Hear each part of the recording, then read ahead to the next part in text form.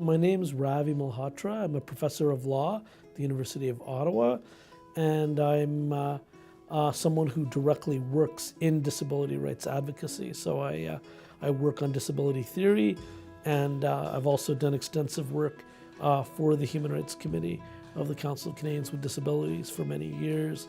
In terms of my trajectory, I actually have 5 degrees. So I started here in Ottawa. I began at Carleton University in political science and legal studies.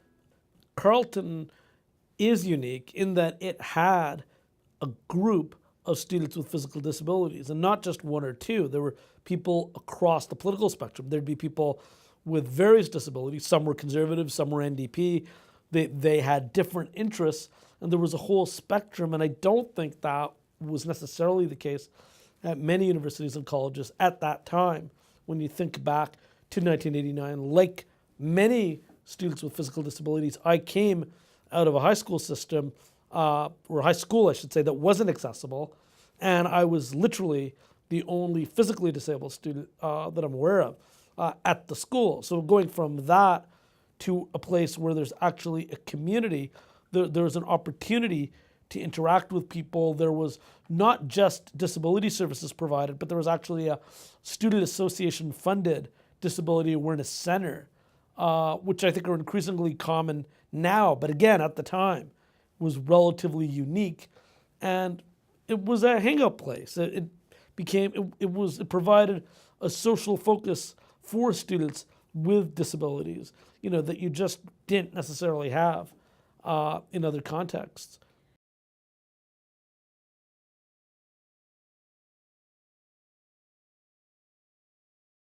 I have to say, by and large, I faced relatively few barriers personally. I knew people who faced barriers, and Carleton certainly wasn't perfect in terms of its access. But I think the fact that I'm someone who has the ability to climb stairs with crutches meant that I didn't face the barriers that someone who, say, is a quadriplegic would face. I just didn't face those barriers. I did receive accommodations because my handwriting is poor. And so I'd get accommodations around that. But I think the fact that, unlike some people, say in the LD community where the disability is invisible, I generally never had problems. And profs immediately accepted it because A, what I'm asking for is extremely trivial. I wasn't asking for extra time. Mostly it was just deciphering my handwriting. And B, they saw that I had a disability because they could see it. So I think that it's a different world when your disability is invisible. But for me personally, I didn't encounter barriers. And I found the academic world to be very accepting.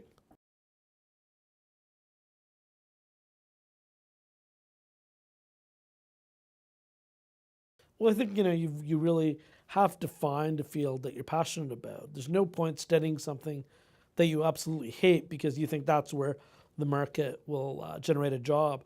Partly because you're chasing trends, and that's usually a bad idea because by the time you graduate, the trend will have changed, and you're better off having just followed your passion.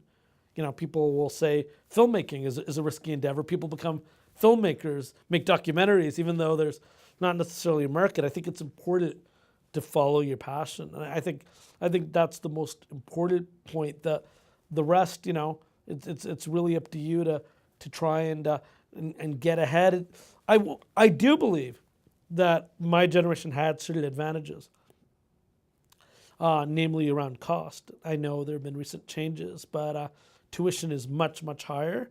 And I'll tell you, when I was an undergraduate, I'm old enough that it was $1,500 a year in my first year at university. I'm not, that makes a big difference. I'm not going to lie, and I think that there are different kinds of challenges. They may not be disability related directly, but I think they're challenges for all students. So it requires the current generation, for millennials, I think, to plan for years in advance. You've got to budget carefully and look into sources of funding.